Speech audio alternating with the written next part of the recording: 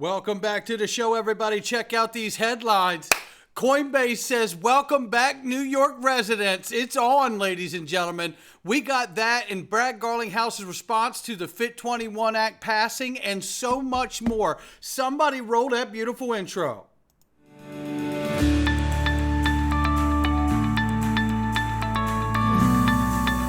Digital Perspectives with Brad Kimes. Come on in.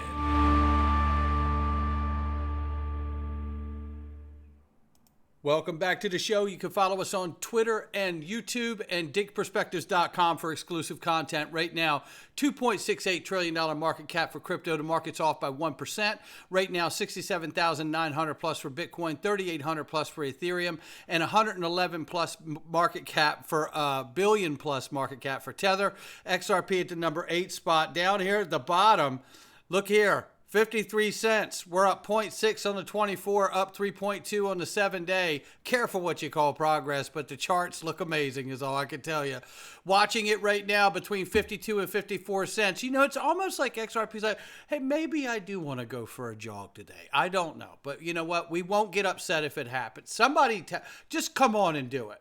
I do want to tell you right now, Miles Franklin, ladies and gentlemen, all you have to do is email info@milesfranklin.com and put DIG Gold, D-I-G Gold in the subject box. And that will give you the best prices on all the products and metals that they sell at Miles Franklin. And you want the best prices, that's all you have to do. Just put that in the subject box, DIG Gold, and tell them, I need some physical gold. You know we're getting ready to set some new all-time highs. Come on now, get yourself some metals. Let's start right here. If you haven't known or heard the word yet, the FIT21 Financial Innovation Act of the 21st century passes the House with bipartisan support. And here's Brad Garlinghouse's response. He says, well, sharing the December 21-23 post that he had, stunning hypocrisy from the people who cozied up to the biggest fraud in recent memory. Gensler is a political liability whose actions have decimated consumers and destroyed the integrity of the SEC while remaining buddy-buddy with Wall Street. And he's absolutely right there, sharing that video from Gary Gensler. Well, he shares this yesterday, and he says here, well, this certainly has aged well. It certainly has. Today, more than ever, we are seeing what a political liability Gensler has been to the Biden administration. It's the reason we saw 71 Democrats cross the aisle for support of the FIT21. We are just getting started. And yes, we are just getting started. And of those 71 Democrats, it's worthy of noting Nancy Pelosi was one that crossed the aisle. Senator Chuck Schumer, the most powerful Democrat behind Joe Biden himself. So big changes. And it shows you just how feckless Elizabeth Warren is. Senator Warren should be stripped of her title, unseated, and never remain allowed in Congress again. She's a divisive person, and she's done nothing to further the greatness of this country. Nothing. Hello, New York. That's right. This is another mission that Elizabeth Warren failed on, thank goodness. Coinbase enables Ripple XRP trading in New York. Hello, Wall Street. Hello, Wall Street. Is anybody smelling what I'm stepping in? Coinbase enables Ripple XRP trading in New York. I say again, I repeat, New York fam. Hello, Wall Street. I think you're getting a signal. If I'm not mistaken, and I'm reading the tea leaves right, yes, this is speculative. If they're opening up XRP trading into Wall Street, we might be getting ready to see New York and the financial hub of the world getting ready to use XRP soon. I love this. Love this. Now let's talk about this guy. Yes, it's Charles Hoskinson. That's right. But I want you to hear what he says here because this is important. Remember, the industry is changing fast. I just highlighted that I believe we just saw a huge signal with Coinbase offering XRP trading to Wall Street and New York. That tells me that they're preparing to integrate XRP into the financial system when you've opened the door to Wall Street. and all the New York residents. That's what it tells me. So the system is changing. The emerging asset class known as digital assets is changing rapidly. So understanding that, listen to what Charles says here. Bitcoin needs the industry to survive. It sure as hell needs the exchanges and all the other infrastructure because it's not self-sufficient in that dimension. But the industry doesn't need Bitcoin anymore to survive. It's nice to have a digital asset like Bitcoin that has that reputation and it's digital gold, but remember, at the end of the day, it's a token with a deflationary monetary policy. And so at any given moment, another digital gold can form, and if it has good science behind it, it'll be just as secure, if not more so. You know, that's why we spent, in a science-based approach with Cardano, 7 years designing a proof-of-stake protocol. Look, I don't want to get into the rest of it too deeply here, but he makes a good point about Bitcoin, and that has been my concern. And again, you guys know I have major concerns about Bitcoin, but I also have exposure to Bitcoin, right? And why is this doing this on Twitter now, Elon? Why is it if you just graze over someone's, look, watch, if you just graze over their account, now it goes away. Why was it stuck on my, I don't understand it. Anyway, I can't get my needle stuck. But the point is here is that, you know, head on a swivel, as long as I see BlackRock and Fidelity and others having exposure to Bitcoin, I'm going to stay in it. That's how that's going to happen. But remember, things are changing all the time. So it is something to pay attention to. As long as I've got the cover of BlackRock and others, I'm in Bitcoin. Here we know that today, Uniswap responded to the SEC Wells notice, and guess what? They used the Ripple versus SEC case in their response in multiple sections, and this is an example right here. For instance, the court in Ripple held that a crypto token is not in and of itself a contract transaction or scheme that embodies the Howey requirements of an investment contract. See the Ripple case. Well, you know, this comes down to Ripple test. Remember in the early days when Stuart Alderati said, goodbye Howey test, hello Ripple test? Well, I think you're seeing the evidence of that start to show up already. Then there's this, because there's more to pay attention to than just the FIT21 Act. Yes, it passed the House. Yes, it was bipartisan support. And that gives us a hell of an argument to make that we could get this through the Senate and then get it signed by the president and the president's desk. Okay, got all of that, and that all still needs to happen. But this legislation you're going to hear about right here is even more important because it's about making sure that the United States of America and its citizens are not subjected to a social credit score and control, just like China is doing currently right now to all of its citizens and anyone who's using their money.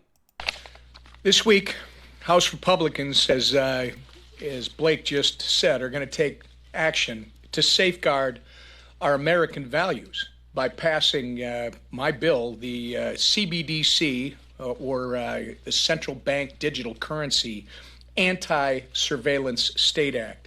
With this legislation, we're going to stop unelected bureaucrats in the Biden administration from using a central bank digital currency, again, a CBDC, that threatens to destroy the American way of life. Unlike decentralized digital assets such as Bitcoin, CBDCs are a digital form of sovereign currency designed, issued, and monitored by the federal government. In short, a CBDC is a government-controlled, programmable money that, if not designed to be just like cash, open, permissionless, and private with a capital P, it not only could, it will give the federal government significant transaction level data on individuals and the ability to suppress politically unpopular activity. And we've already seen this weaponization take place from government weaponizing social media platforms, and certainly mainstream media has been on the take for decades. You know, God bless Tom Emmer and the work he's doing here. This legislation is more important than anything we've seen probably since the Constitution. And you want to think that I'm being lofty or a little too big for it? Fine, that's fine. But you know what? That's how important it is to me. There's no question. You allow them to have control over our digital money, you don't have any freedom. It's over. Now, I know there's the knee-jerk reaction. They can already cut your money off. They can freeze your credit cards. They can freeze your bank account. You're right. You're absolutely right. But they can't freeze the cash in my pocket. And let me tell you something else, too. They can freeze my bank account. They can freeze my credit card and my assets. That is correct. But it will take a warrant. It will take a court order to do those things. You just don't do those things today. You have to have some legal grounds to do those things today. And let me tell you something else too, by the way. For those people out here who go, well, if you're not doing anything wrong, you don't have to worry about it. Those people scare the you know what out of me. Those people scare me to no end. Just because you want your rights and privacy to be respected doesn't mean that you have to yield them to someone just because you're a law-abiding citizen. It has been my experience that whenever you give the government power, they're going to do really bad things with that power. And I don't think it's really even my experience. It just happens to be fact. So this is very important. I will be watching when this legislation gets closer. And let me tell you, there will be a call to action like you've never seen to make sure that we all contact every single congressman in our district and demand that they do not pass something like this. And they pass this bill to make sure that no CBDC with surveillance control can ever be implemented on an American citizen. Ever. Thank you, Tom Emmer. And don't count out the Senate. Yeah, loving this. And listen to Becky Quick try to paint the picture that, well, not so fast for the Senate. Patrick McHenry says, not so fast, right back to her. Where do things stand right now? What happened? Well, where things mostly stand, Becky, is that your news station that you work for is crooked as shit and never really reports the news the way it should be. But anyway, let's hear from Patrick McHenry. Well, this should serve as a wake-up call. We had 2/3 of the House of Representatives vote in favor of clarity for crypto. It creates a legal framework giving the SEC a proper role and the CFTC a proper role, rather than the conflicting set of regulatory actions that those two agencies have taken over the last 10 years. Congress settles it, and it settles the dispute. It settles what is a digital asset, gives a legal framework for trading and the purchase of those assets, and I think that's an important thing. This was a vote that included 71 Democrats across the ideological spectrum.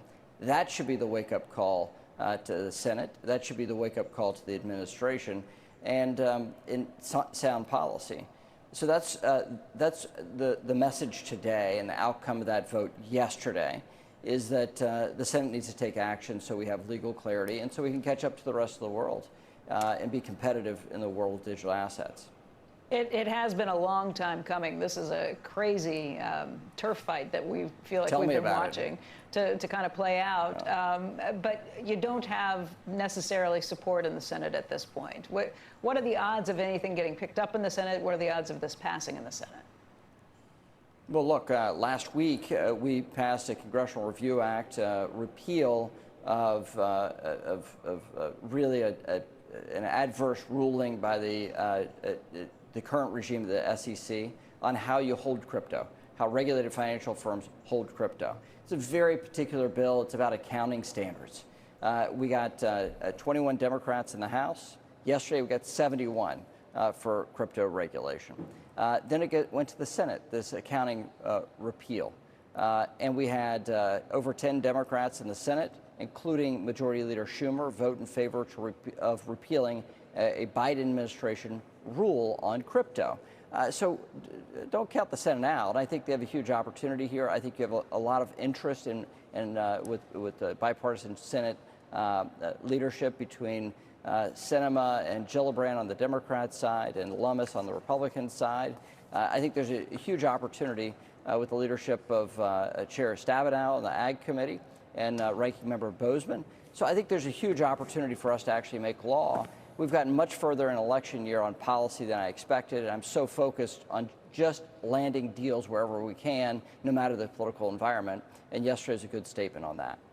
Some of the pushback has been that the CFTC is not staffed up enough, would not be able to have the aggressive regulatory oversight that some critics would like to see lay down to make sure they're protecting consumers on this. If you look at the CFTC, they have about 700 employees versus something like 4,500 staff members at the SEC. What do you say to the criticism that this would be a lighter touch regulatorily? No, it has nothing to do with lighter touch. It's appropriate for the asset class. That's what we're doing. That's what it's called, the FIT 21 act because it's fit for purpose regulation.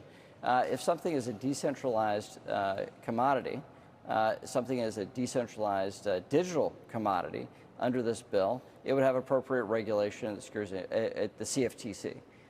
And they do have anti-fraud, anti-manipulation, consumer protection framework, and we enhance that in this bill. It's not just a government agency headcount that matters here. It's competence and appropriateness of regulation, which we provide in this act. Here we go. No doubt about it. Shout out to Patrick McHenry for that and pushing back. He's like, hey, don't go telling us what's going on with the Senate, okay? We got bipartisan. It's just the thing about the mainstream news, right? They want to put this spin on it. It's like there was bipartisan approval. The two largest, most powerful Democrats, aside from the president himself, Senator Chuck Schumer, Nancy Pelosi, voted for the bill, okay? Well, Senator Chuck Schumer didn't vote for it, but he approves the bill. You know that he's already been in talks to help get the bill where it is. So the point of that is just that, is that we're going to see something get done. Now, is there going to be changes to it? I'm sure there'll be a change or two to it. But this is massive, and I really don't appreciate CNBC trying to discount what is going on here. Let's take a look at this. XRP individual ETF, ETP funds being set up. Yeah, we love seeing this right here. This one's GXRP, ETC Group, Physical XRP, breaks it down. Shout out to Chad for this. Chad showing again 21 shares. Here we go again. AXRP, showing the 21 shares. Ripple XRP, ETP. You know, this is the stuff that's going to be coming in a big way. It's already beginning. And when you see that we're getting that approval from New York to now begin to trade XRP, I'm telling you, if I could just go back to this for a second, because this really just, I mean, to me, this is such a big deal, what we're talking about here. Let me just get this really, if I could. I just want to find this really quickly here. It is right here. The fact that New York, Coinbase enables Ripple's XRP trading in New York. To me, as far as I'm concerned, let me tell you what that is to me, because I put it right here. This is what I think that is. Let me say this another way, okay? Wall Street, the financial hub of the world, has just been given the green light for XRP. The financial system is about to transform like we've never seen before in history. Now, obviously, we still need legislation. We've passed the House. We didn't pass the Senate. We haven't signed into law. But you can see where this is going. And I don't believe for a second that them now bringing XRP to New York isn't falling in line with everything else that we're seeing take place with regulation and legislation headed our way. That's what I'm seeing take place. Now let's get back to this. Knowing that we got ETFs that will be coming also in the future. Hong Kong-based crypto custodian Hex Trust issues USDX. This is a new stable coin on Layer 1 blockchain Flare networks. We will keep an eye on that as it continues to grow and launch. Shout out to Hugo and Flare and Hex Trust for launching that. Did Bretton Woods Committee just ask SEC's Hester Peirce how to force crypto regulations? Well, she mentions FSOC in this, right? Which is chaired by Janet Yellen and also by Michael S. Barr. And Michael S. Barr is sitting right here, and he talks a lot about the non-bank institution relationships with banks and calls it novel forms of banking. I'm going to play just a clip of this. The Federal Reserve has a novel banking program now. Novel banking some program. banks, you sort of move into that space either, through some of their business lines or non-traditional products. What's your thoughts on novel activity and banking as a service and fintech relationships as you see them today? It's a great question. There's a lot of innovation happening in the banking system, and that is terrific. We like to see banks engage with financial innovation in a way that will help them better serve their customers, the businesses, their households, or their counterparties. And that kind of financial innovation can be especially helpful in staying competitive, in improving efficiencies, in improving access and outreach. But we need to make sure that it's done in a way that is within guardrails, so that we protect consumers and we protect the financial system from risk. There you have it. Right? And I'm reminding you again, right, that the vice president to the Federal Reserve Board of Governors was also the architect of the 2010 Dodd-Frank Act. He's also the architect of FSOC itself, and he's overseeing non-bank financial firms play an outsized role in the financial system. You know, like Ripple, you know, like XRP that was just approved for the hub of the financial world in New York, Wall Street, right? You can't make this up, ladies and gentlemen. I asked here, Michael Esbar helped architect Dodd-Frank Act and FSOC. Yes, Michael Esbar played a significant role in helping to architect Dodd-Frank Act and Financial Stability Oversight Council. He was a key architect of Dodd-Frank Act reform consumer protection. Now he's overseeing the architecture of stablecoins. Good thing, because Ripple's getting ready to launch one, and Ripple also has 40 money transmitter licenses across the U.S. And they just saw XRP approved for trading in New York on Coinbase. I bet Uphold soon to follow. Andrew DeVillibus says here, I love crypto. I'm invested in multiple different projects, but I understand the big kahuna of them all is institutional DeFi. It certainly is. Which chains are going to have the correct requirements and abilities for arbitrage? Chains that financial institutions will be able to borrow and lend from. Chains that financiers have the legal clarity to actually use. Institutions engaging in DeFi with XRP is exactly what we want. You damn right, Andrew. Tell them. And shout out to Vet for this one. I say this in fun. He says here, with a great portrait picture here, looks like a Norman Rockwell. I don't know if it is. He says, I don't believe in a secret, already planned wave of liquidity for XRP. I say, well, don't believe it. It's still true. It was never really a secret. See, this is the R3 lawsuit where they had, in fact, a pre-allocated option contract worth 5 billion XRP. The option gave R3 the right to buy 5 billion XRP. See, so it's not a secret. You don't need to believe it. Don't believe it. But it's still true. Because if you don't believe that there is an already planned wave of liquidity, you have to believe that that pre-allocated option contract that R3 had is the only one that's ever been written. Oh, but it isn't. That's right. Because Greg Kidd had a $1 billion pre-allocated option on XRP. He had 1% option contract for all the XRP in the world. So now, in order for you to believe that there is no pre-wave of liquidity, you had to believe that the only two people that were smart enough to get a pre-allocated option contract was R3 and Greg Kidd. Now, you're welcome to continue to believe such a thing, but I can tell you this, it never really was that much of a secret. But I could tell you something else.